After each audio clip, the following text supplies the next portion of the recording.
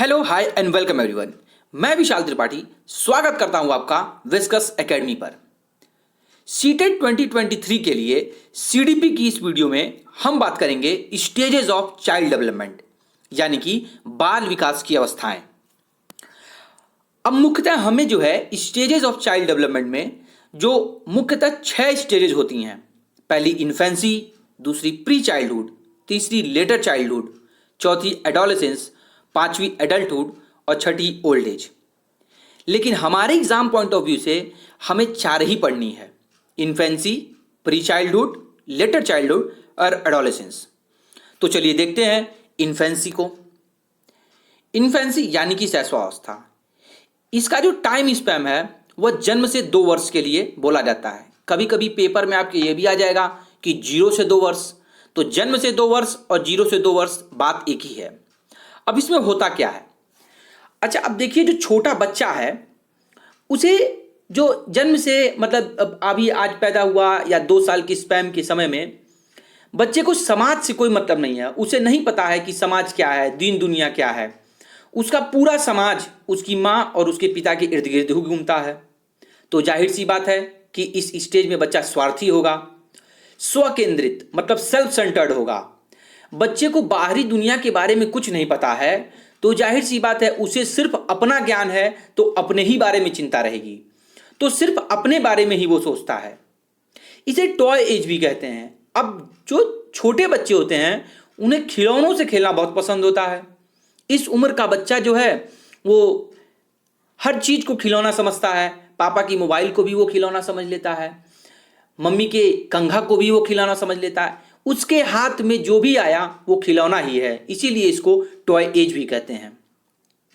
तीसरा है आत्म प्रेम। अब अगर बच्चा स्वार्थी व स्वकेंद्रित है, सेल्फ सेंटर्ड है, तो जाहिर सी बात है कि उसमें आत्म प्रेम भी होगा। क्योंकि यहां बच्चा दीन दुनिया से बहुत ही दूर है, बहुत ही छोटा है। अभी वो एक मासूम सा छोटा सा बच्चा है। उसे बाकी लोगों से कोई मतलब नहीं है। उसे नहीं पता कि मतलब इमोशंस क्या होते हैं या और क्या होता है। वो सिर्फ अपने बारे में सोचता है, तो उस पे उसके अंदर आत्म प्रेम होता है, सेल्फ लव होता है। चौथा पॉइंट कहता था इमेजिनेशन, कल्पना जगत।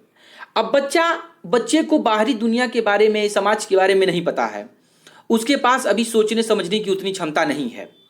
वो दिन भर सिर्फ इमेजिनेशन करता रहता, कल्पना जगत में अपने रहता है। चौथा पॉइंट कहता है डिपेंडेंस ऑन पेरेंट्स। अब बच्चा छोटा है तो वो हर चीज के लिए अपनी माँ के ऊपर या अपने पिता के ऊपर निर्भर रहता है। धीरे धीरे अब देखिए यहाँ पे 5 इमेजेस दी गई हैं। पहले में बच्चा जो है घुटने के बल चलने की कोशिश कर रहा है, फिर धीरे धीरे वो घुटने के बल चलता है, फिर दौड़ने भी लगता है। तो क्या होता है कि शुरुआत के फेजेज में बच्चा हर चीज को करने के लिए अपने पेरेंट्स पे डिपेंडेंट है। उसे खाना खाना है तो भी वो दूध पीना है, भूख लगी है, पानी पीना है, वो हर चीज के लिए अपने माँ बाप की तरफ देखता है, उन्हें इशारे करता है, रोता है। तो बच्चे की डिपेंडेंस पूरी पेरेंट्स के ऊपर होती है। नेक्स्ट पॉइंट कहता है कि सबसे ज्यादा विकास एवं वृद्धि। अब जो ये शैशवावस्था का काल होता है, इसमें बच्चों का विकास बहुत तेजी से होता है, ग्रोथ बहुत तेजी से होती है। आप देखेंगे छोटा सा बच्चा जो पैदा हुआ है वो 3 किलो 4 किलो का बच्चा है, लेकिन अगले 6 महीने में उसका वजन 1 से 2 किलो बढ़ जाता है, हाइट बढ़ती है। तो ये जो जन्म से 2 वर्ष की अवस्था है, इसमें बच्चे की विकास बहुत तेजी से होता है।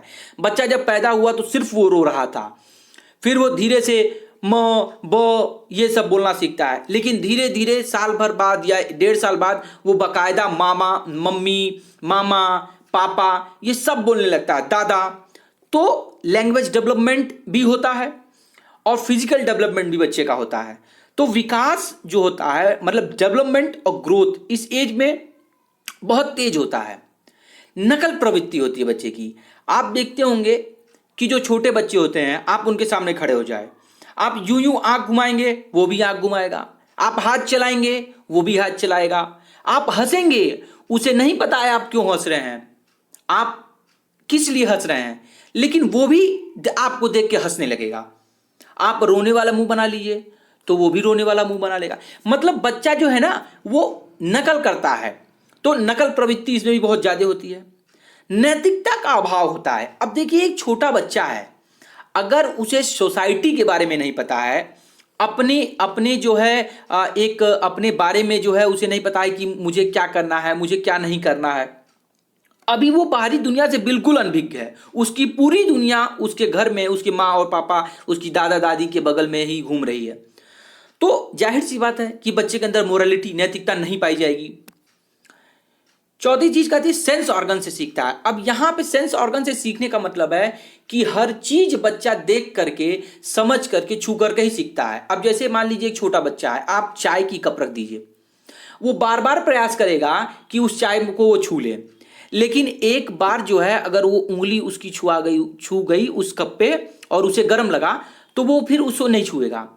तो हर चीज को छू के महसूस करके वो सीखता है, क्योंकि उसके बारे में उसके नॉलेज नहीं है। अगर हम और आप हैं, हमसे कोई कहता है कि ये चाय है, तो हम शायद उसमें उंगली नहीं डालेंगे क्योंकि हम जान रहे हैं कि वो चाय गर्म होगी।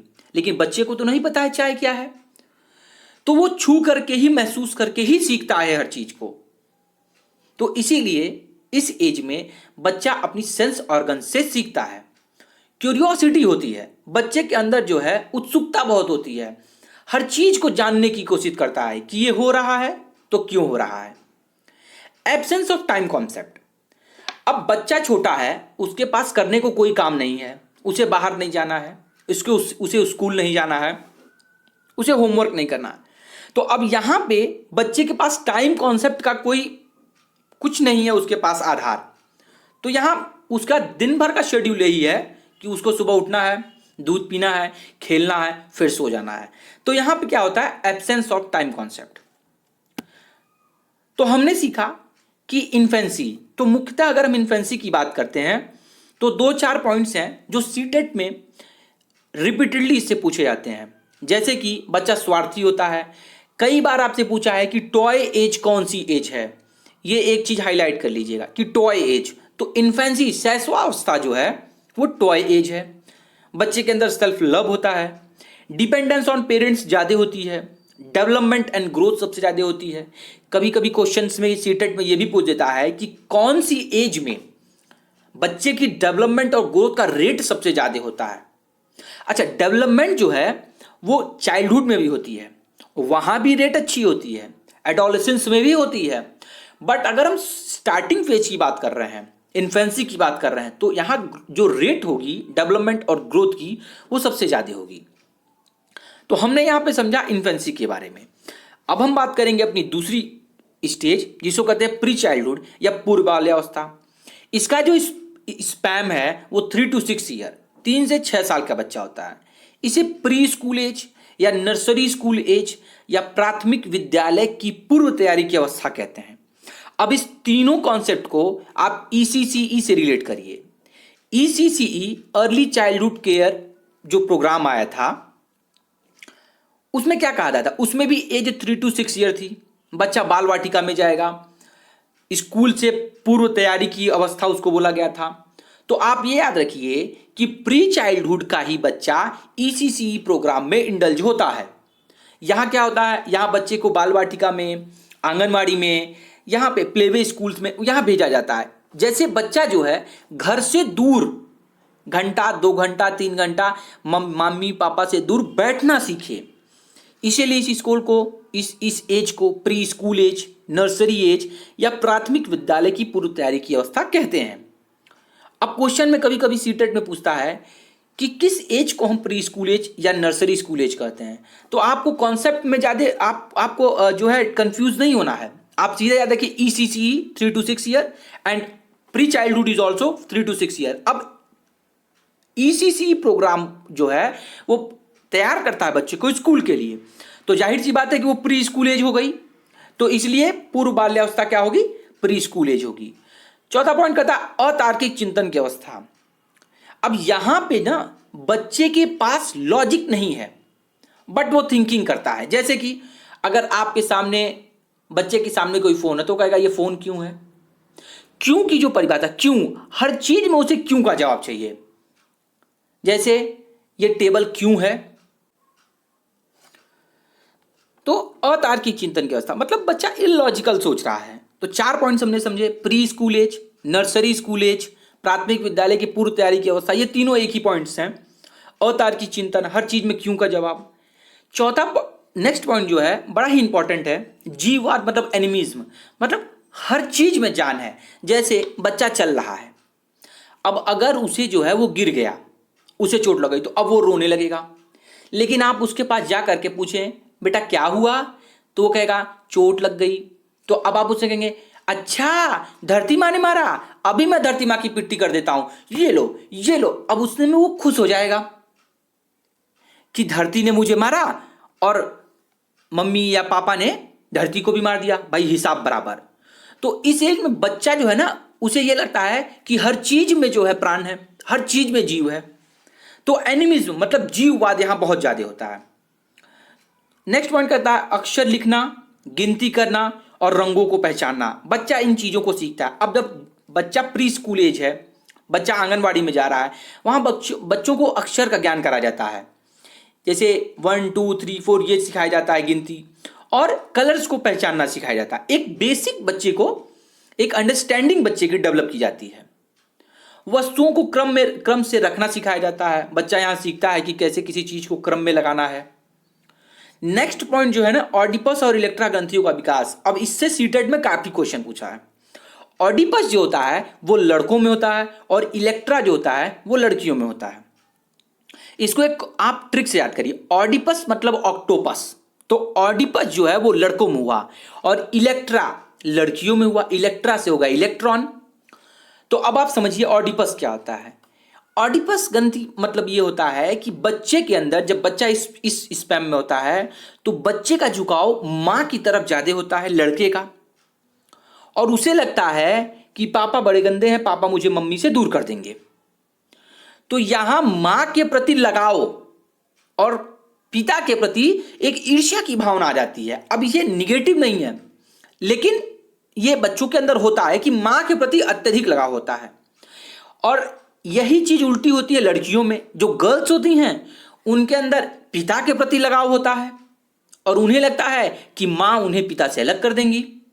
मां तो बड़ी बेकार है, मेरे पिता को जो है और ठीक से खाना नहीं खिलाती हैं, ठीक से नहीं रखती हैं। तो ऑडिपस से ऑक्टोपस, ऑडिपस है लड़कों में, और इससे होता क्या है, लड़कों का मां के प्रति झुकाव। और इलेक्ट्रा ग्रंथि से इलेक्ट्रॉन या लड़कियों में होता है। यह क्या होता है, लड़कियों का पिता के प्रति अत्यधिक झुकाव। तो ऑडिपस और इलेक्ट्रा ग्रंथि ये आपको बहुत ही ध्यान से 2-3 पॉइंट अभी तक हमने हैं जो सीटेट के पेपर में हर साल रिपीट हुआ है कि प्री स्कूल या नर्सरी स्कूल एज किसको कहते हैं, तो प्री चाइल्डहुड को कहते हैं। एनिमिज्म जीववाद किस स्टेज की विशेषता है, तो पूर्व बाल्यावस्था प्री चाइल्डहुड की। ऑडिपस और इलेक्ट्रा ग्रंथियों का विकास किस एज में होता है, तो वो भी प्री चाइल्डहुड। नेक्स्ट स्टेज कहता है कि जिज्ञासु प्रवृत्ति। अभी हमने बात किया क्यों वाला, तो वही चीज है यहां पे कि क्यूरियोसिटी बहुत होती है, हर चीज में उससे जानना है कि ये क्यों है, तो हर क्यों का जवाब चाहिए उसके। तो ये हमने बात कर ली प्री चाइल्डहुड की। प्री चाइल्डहुड में आपको 3 चीजें याद रखनी है। ये प्री स्कूल एज है, एनिमिज्म होता है, ऑडिपस और इलेक्ट्रा ग्रंथियों का विकास होता है, और क्यूरियोसिटी क्यों। नेक्स्ट एज है लेटर चाइल्डहुड की। इसकी एज जो है वो 7 to 12 ईयर्स है। तो अब आपसे पूछा जाए कि चाइल्डहुड कब से है, तो 3 to 12 ईयर्स होता है टोटल चाइल्डहुड, जिसमें हम प्री चाइल्डहुड को बांटते हैं 3 to 6 में और लेटर चाइल्डहुड को बांटते हैं 7 to 12 में। अब हमारा बच्चा स्कूल जाने लगा है, तो क्या इसे जब स्कूल जाने लगा तो इस एज को बोलते हैं जीवन का निर्माणकारी काल। मतलब अब यहां से बच्चा स्कूल जाने लगा, अब वो अपने फ्यूचर के लिए तैयार होने लगा है, तो इसे बोलते हैं जीवन का निर्माणकारी काल। अब सबसे इंपॉर्टेंट चीज गैंग एज या गेम एज, समूह टोली की अवस्था। हर साल के सीटेट के पेपर में यह क्वेश्चन आया है कि समूह दल या टोली की अवस्था कौन सी अवस्था है, और बच्चे मैक्सिमम कंफ्यूज होते हैं प्री चाइल्डहुड और लेटर चाइल्डहुड में। आपको यहां यह समझना है कि प्री चाइल्डहुड के बच्चे के पास समूह का ज्ञान है ही नहीं।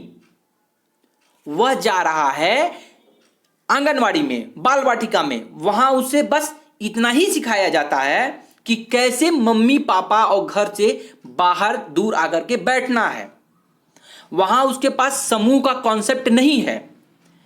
लेकिन अब बच्चा उस इन्वायरमेंट से निकल करके वहां 3 साल लगा करके अब स्कूल आने लगा है। अब वो अपने दोस्तों से मिलता है। तो यहां पे बच्चों के पास समूह का ज्ञान हो गया है, इसकी अवधारणा आ गई है कि मेरा फ्रेंड सर्कल है, ये मेरे फ्रेंड हैं, इनके साथ मैं खेलूंगा, इनके साथ मैं बैठ के लंच शेयर करूंगा। तो ये चीज बड़ी क्लियर रखिएगा कि समूह, दल या टोली की अवस्था को लेटर चाइल्डहुड है, मतलब उत्तर वाली अवस्था है। स्यूडो मैच्योरिटी क्या होती है? Pseudo maturity age. Pseudo maturity मतलब होता है कि मैच्योर नहीं है, बट मैच्योर दिखने का प्रयास करता है।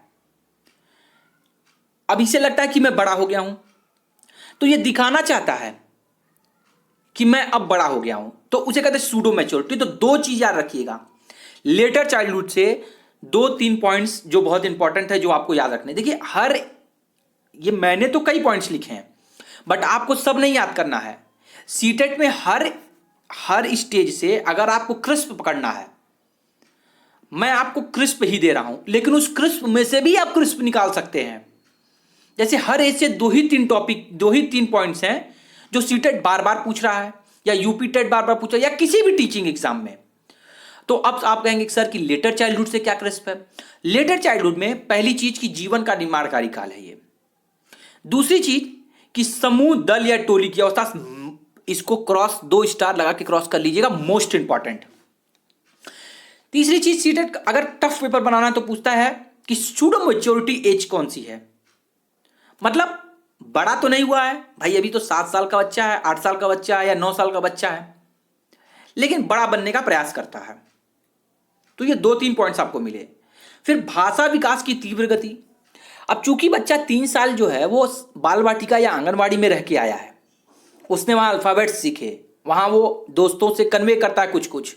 तो अब इस अवस्था में बच्चे का जो लैंग्वेज डेवलपमेंट है वो बहुत तेजी से होता है। बच्चे की जो वोकैबुलरी है वो बहुत तेजी से बढ़ती है। तो भाषा विकास की तीव्र गति होती है इस अवस्था में।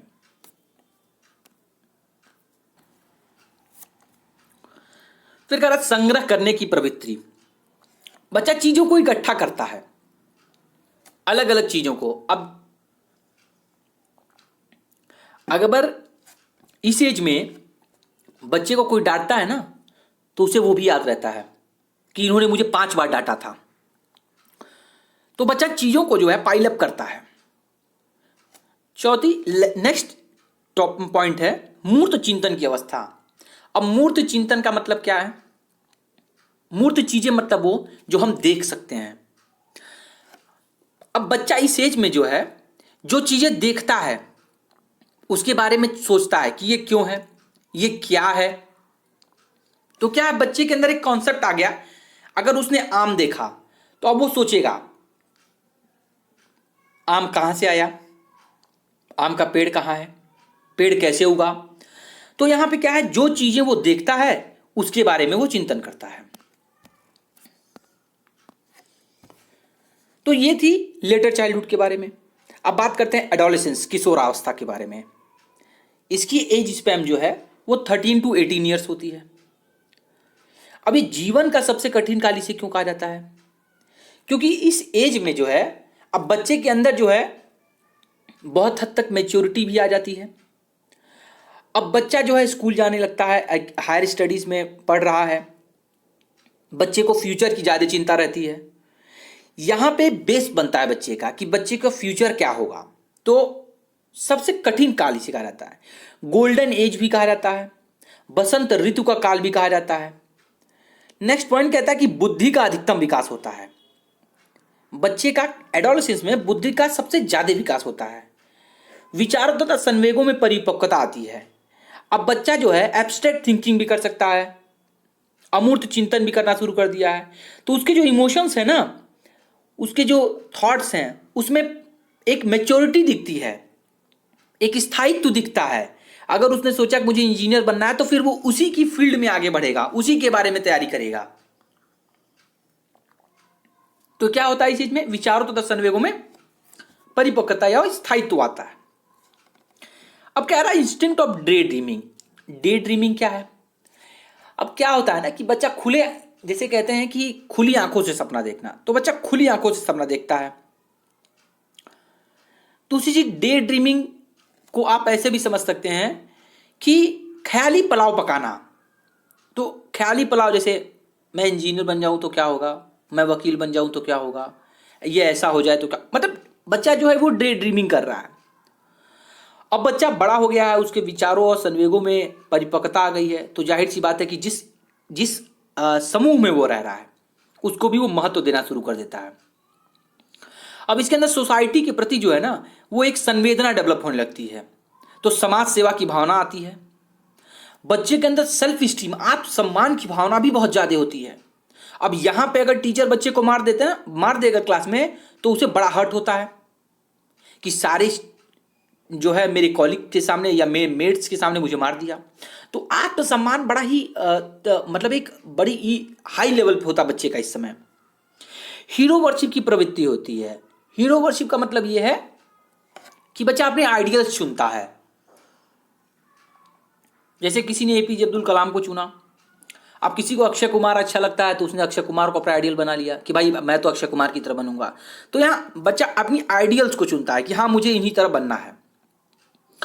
तनाव एवं तूफान की अवस्था। अब तनाव एवं तूफान की अवस्था इसे क्यों कहते हैं, क्योंकि बच्चे के ऊपर इस एज में बड़ा ही प्रेशर रहता है। जब बच्चा 10th पास करके 11th या 12th में जाता है तो फ्यूचर को लेकर के उसके ऊपर बहुत ही प्रेशर रहता है, तो इस वजह से बच्चों के पास बहुत तनाव होता है।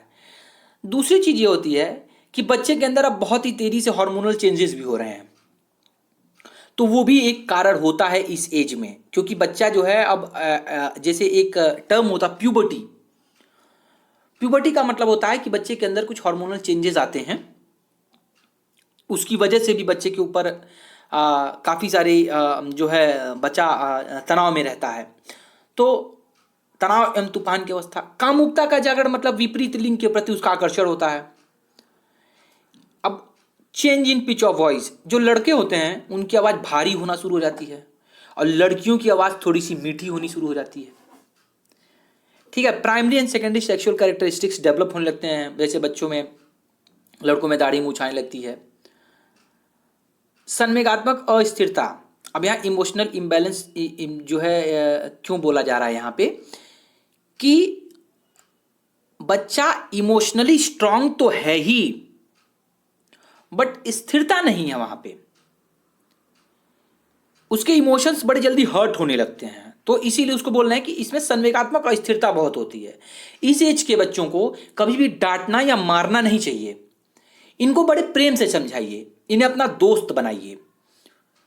तो जब इन्हें लगेगा ना कि जैसे हम कहते हैं कि भाई का स्वैग है, तो जब भाई का स्वैग भाई को लगेगा कि है तो भाई कुछ भी करेगा।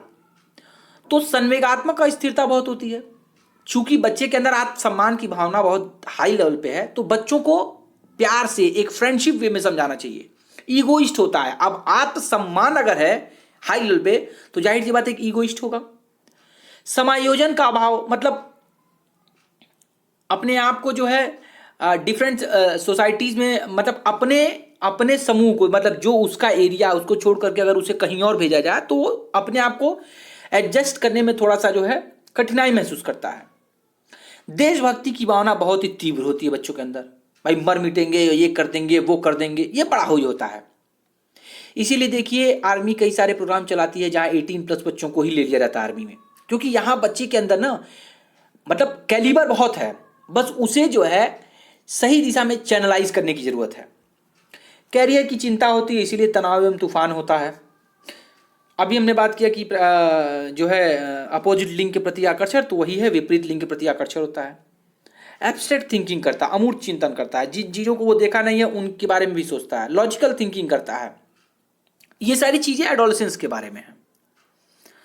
अब एडोलेसेंस में ही ना दो चीज़ें आती हैं जो मुझे लगता है कि स्टेजेस ऑफ डेवलपमेंट में आपकी one of the most important चीज़ है। ये दो चीज़ें हैं, दोनों में से एक मेरी गारंटी है सीटेट के किसी न किसी पेपर में पूछेगा ही। पहला है एनोरेक्सिया नर्वोसा। इसकी हिंदी में कोई मिली नहीं होती है, एनोरेक्सिया नर्वोसा ही हिंदी में भी लिखा हुआ आता है, तो आपको एनोरेक्सिया नर्वोसा ही याद करना है। अभी होता क्या है, ये क्या है, एक eating disorder that involves restless pursuit of thinness through starvation. अब बच्चा क्या है ना, अब यहां बच्चा जो है उसके मन में आता है कि डाइटिंग करनी है, ठीक है। अब डाइटिंग करनी है, पतला होना है, तो खाना नहीं खाता है। तो क्या है कि ये भी एक तरीके का ईटिंग डिसऑर्डर है, वो खाना खाना ही नहीं चाहता। अब देखिए यहाँ पे एक जो बना हुआ बच्चा देखें कितना दुबला पतला हड्डू सा है एकदम। अब इससे दिक्कत क्या आती है, बच्चे के ब्रेन के डेवलपमेंट पे बहुत मतलब प्रभाव पड़ता है डेवलपमेंट पे। हेयर फॉल्स होने शुरू रहते हैं, हार्ट की जो है काम काम करने की एफिशिएंसी में होता है। मतलब डिफरेंट जो बॉडी के जो है डिफरेंट जो है एलिमेंट्स हैं, जैसे हार्ट है, ब्रेन है, किडनी है, स्किन है, बोन, मसल, इंटेस्टाइन, ब्रेन, इन सबकी डेवलपमेंट पे प्रभाव पड़ता है। तो आपको बस इतना याद रखता है कि व्हाट इज एनोरेक्सिया नर्वोसा। तो एनोरेक्सिया नर्वोसा में जो है लोग जो है वो बच्चे जो होते हैं वो डाइटिंग करते हैं। क्यों करते हैं? डाइटिंग करते हैं, चारों खाना ही नहीं खाएंगे, क्यों? पतला होना है, दुबला। उन्हें लगता है कि दुबले पतले लोग बहुत स्मार्ट होते हैं। तो एनोरेक्सिया नर्वोसा क्या है? दुबले होने के लिए खाना ना खाना। अब जो सेकंड सबसे इंपॉर्टेंट चीज है वो है बुलिमिया नर्वोसा। ये भी, इसका भी हिंदी में बुलिमिया नर्वोसा ही लिखा हुआ आता है। अब ये जस्ट उसका अपोजिट है। यहां क्या होता है, अब यहां देखिए दो फोटो आप देख रहे होंगे। एक में ये लड़की जो है बिल्कुल बर्गर पे बैठी हुई है, मतलब खूब बर्गर चाउमीन खा रही है, और बाद में इसे लगता है कि नहीं यार इतना खाऊंगी तो वेट बढ़ जाएगा, तो जबरदस्ती उल्टी करती है। अब ये क्या है? A serious eating disorder marked by binging followed by methods to avoid weight gain. अब बिंजिंग क्या होता है? बिंजिंग का मतलब होता है एक साथ। जैसे आप देखते होंगे Airtel binge watch, Tata Sky binge watch, Jio binge watch, मतलब एक साथ बैठ के ही काम करना। जैसे आप खा रहे हैं तो एक साथ 5 बर्गर खा लिए, खा रहे हैं तो 5 प्लेट चाउमीन खा लिए। अब खाने को तो खा लिए, लेकिन खाने के बाद पछतावा होना कि यार 5 बर्गर खा लिए, अब तो मोटे हो जाएंगे। तो अब उंगली डाल करके उल्टी करना। तो ये एक है एनोरेक्सिया नर्वोसा, जिसमें पतले होने के लिए खाना ना खाया जा रहा है। दूसरा है बुलिमिया नर्वोसा। यहां क्या होता है कि खा तो लिया खूब, लेकिन मोटा ना हो जाऊं इस वजह से उंगली डाल के जबरदस्ती उल्टी करना। तो आज की इस वीडियो में हमने समझा स्टेजेस ऑफ डेवलपमेंट की। अब कुछ इंपॉर्टेंट कमेंट्स हैं विभिन्न लोगों के, एक बार उसे देख लेते हैं। अब वो क्या है?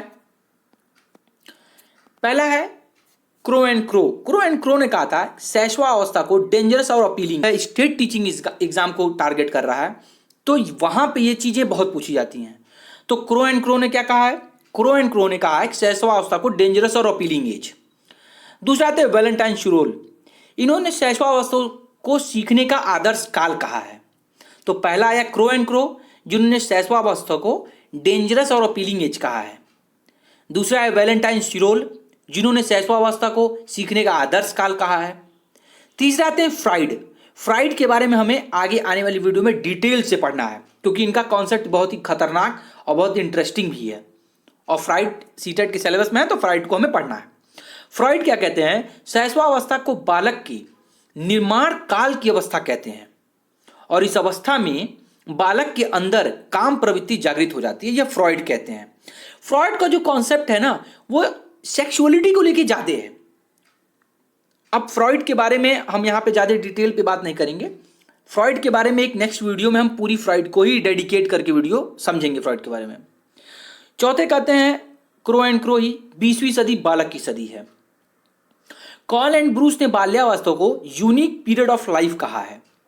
और नेक्स्ट पॉइंट है स्टैनले हॉल के अनुसार किशोरावस्था प्रबल दबाव व तनाव, तूफान व संघर्ष का काल है। इन्होंने एक किताब भी लिखी थी एडोलेसेंस। कभी कभी सीटेट में पूछ लेता है कि एडोलेसेंस किसकी किताब है, तो यहां से आप ये याद रखिए स्टैनले हॉल। तो सीटेट को टारगेट करते हुए सीडीपी की इस वीडियो में हमने समझा स्टेजेस ऑफ डेवलपमेंट के बारे में। स्टेजेस ऑफ डेवलपमेंट में सीटेट से इसके बाहर आपको जो है कुछ नहीं जाना है। इसमें भी आप चाहें तो क्रिस्प चीजें निकाल सकते हैं। तो आज की इस वीडियो में इतना ही। होप करता हूं कि ये वीडियो आपको अच्छी लगी होगी। वीडियो अच्छी लगी हो तो वीडियो को लाइक करिएगा, शेयर करिएगा और चैनल को सब्सक्राइब करिएगा, और ऐसी ही अमेजिंग वीडियोस के आती रहेंगी। सीडीपी को लेकर के मेरा प्रयास ये है कि मैं आपको क्रिस्प चीज़ें दूं, जिसे आप कम टाइम में अपने एक अच्छा जो है सम्मानजनक स्कोर सीडीपी में स्कोर सकें सीटेट 2023 में, और अच्छे मार्क्स से सीटेट 2023 क्लियर करें। तो आज की इस वीडियो में इतना ही। होप करता हूँ वीडियो